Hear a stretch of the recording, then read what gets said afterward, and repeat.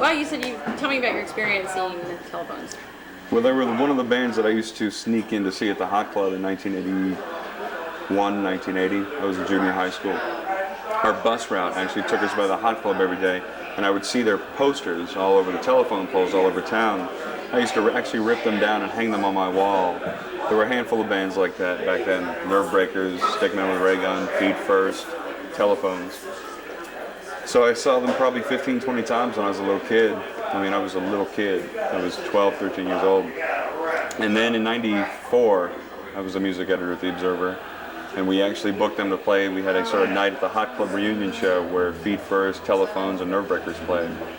So I've seen them way too many times. They were probably one of the first bands that sort of made me want to be a music fan and made me want to write about music too. So what does it mean to be able to see them tonight? It's always special to see them. I mean, I know those guys. I communicate with them on and off over the years. One of the members playing with them tonight is Mark Griffin, MC 900 for Jesus, who played trumpet with them in the second incarnation of the band. So to see him play with the band is sometimes particularly special because that was one of the versions I really saw a lot. It was one of the later versions of the band.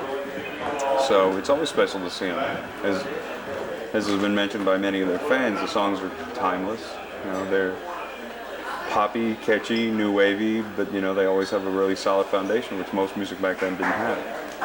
All right, and what do you think fans tonight, what do you think their reaction is going to be to them? A lot of people that haven't seen them.